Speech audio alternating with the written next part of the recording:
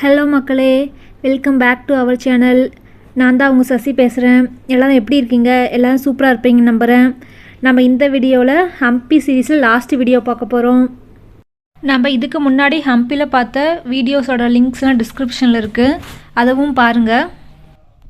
இந்த வீடியோவில் நாம் ஹம்பியில் இருக்க கிருஷ்ணா டெம்பிள் பார்க்க போகிறோம். வாங்க வீடியோக்குள்ளே போகலாம்.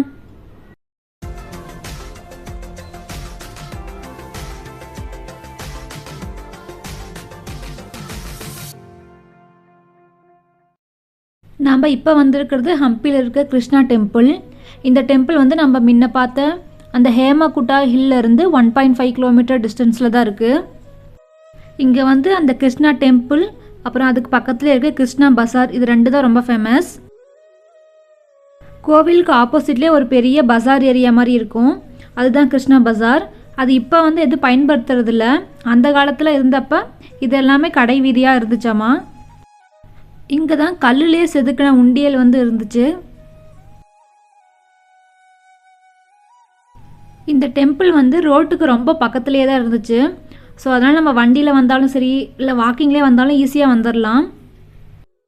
இந்த டெம்பிள் 14th செஞ்சுரியில் கிருஷ்ணதேவராயரால் கட்டப்பட்டது. இந்த டெம்பிள் சிம்பிள் ஆஃப் வார்னு சொல்கிறாங்க. 14ஆம் நூற்றாண்டில் அரசர் கிருஷ்ணதேவராயர் இங்கேருந்து ஒரிசாவில் இருக்க உதயகிரிங்கிற ஒரு பகுதியை போரில் வெற்றி பெற்று அங்கே இருக்க பாலகிருஷ்ண சிலையை எடுத்துகிட்டு தான் இந்த கிருஷ்ணா டெம்பிள் கட்டியிருக்காரு. அந்த போரில் நடந்த வெற்றியின் சின்னமாக தான் இந்த டெம்பிளை சிம்பிள் ஆஃப் வார்னு சொல்லியிருக்காங்க. இந்த கோவிலோட 4 திசையிலையுமே 4 நுழைவாயில் இருக்குது. ஆனால் இப்போ ஒரே ஒரு நுழைவாயில் மட்டும்தான் பயன்பாட்டில் இருக்குது. நாங்கள் இந்த டெம்பிள் ஒரு மார்னிங் 9 o'clock போல் வந்திருந்தோம். அதனாலே மொத்தமாகவே கோயிலில் ஒரு 5 பேர் 6 பேர் தான் இருந்திருப்போம். ஹம்பியில் இருக்க மற்ற டெம்பிள் மாதிரியே இந்த டெம்பிளும் போர்களால் ரொம்ப சேதமடைஞ்ச டெம்பிள் தான்.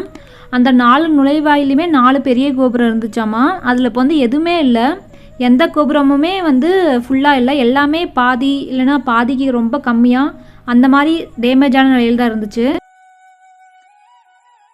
நம்ம கோவிலில் உள்ளே என்ட்ரு ஆன உடனே இது மாதிரி ஒரு கல்வெட்டு இருந்துச்சு.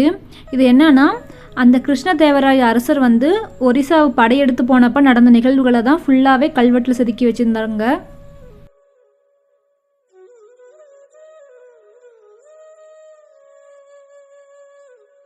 இது கிருஷ்ணர் கோவிலுங்கிறதுனால இந்த தூண்கள் எல்லாத்துலேயுமே கிருஷ்ணர் சம்பந்தமான சிலைகள் தான் செதுக்கி வச்சுருந்தாங்க. ஒரு சிலையில் கிருஷ்ணதேவராய அரசர் இந்த கிருஷ்ணரை வழிபடுற மாதிரிலாம் செதுக்கியிருந்தாங்க.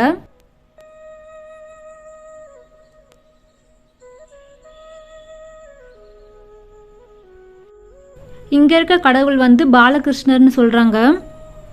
இப்போ இந்த கோவிலில் எந்த வழிபாடு பூஜை எதுவுமே கிடையாது.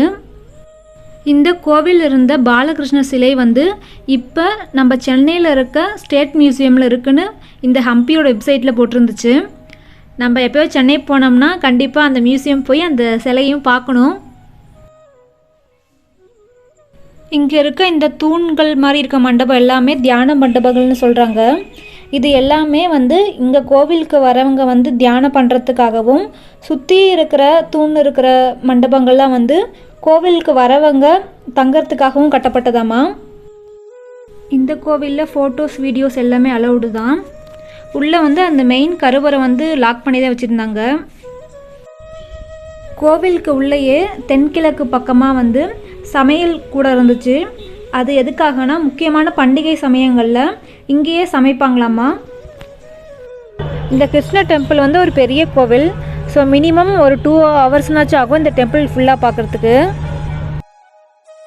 இந்த கோவில்லையே கிருஷ்ணரோட வாகனமான கருடருக்கு தனியாக ஒரு மண்டபம் இருந்துச்சு. அதுக்கு பக்கத்துலேயே ருக்மணி, சத்யபாமா அவங்களுக்கு தனித்தனி மண்டபம் இருந்துச்சு. இந்த கோவில்லையே ரொம்ப டேமேஜான இருக்க பகுதியெல்லாம் திரும்ப ரெனோவேஷன் பண்ணி கட்டியிருந்தாங்க. தூண்லாம் நிறைய ஆட் பண்ணியிருந்தாங்க. ஸோ அந்த மாதிரி ரொம்ப டேமேஜாக இருக்க பிளேஸ் போகிறப்போ கொஞ்சம் ஜாக்கிரதையாக போங்க. இந்த வீடியோ உங்களுக்கு பிடிச்சிருக்குன்னு நம்புகிறேன். உங்களுக்கு பிடிச்சிருந்தால் லைக் பண்ணுங்கள். நீங்கள் ஏதாவது சஜஷன் சொல்கிற மாதிரி இருந்தால் கமெண்ட் செக்ஷனில் சொல்லுங்கள். இன்னும் ஒரு சூப்பரான பிளேஸில் நெக்ஸ்ட் வீடியோவில் மீட் பண்ணலாம். பாய்.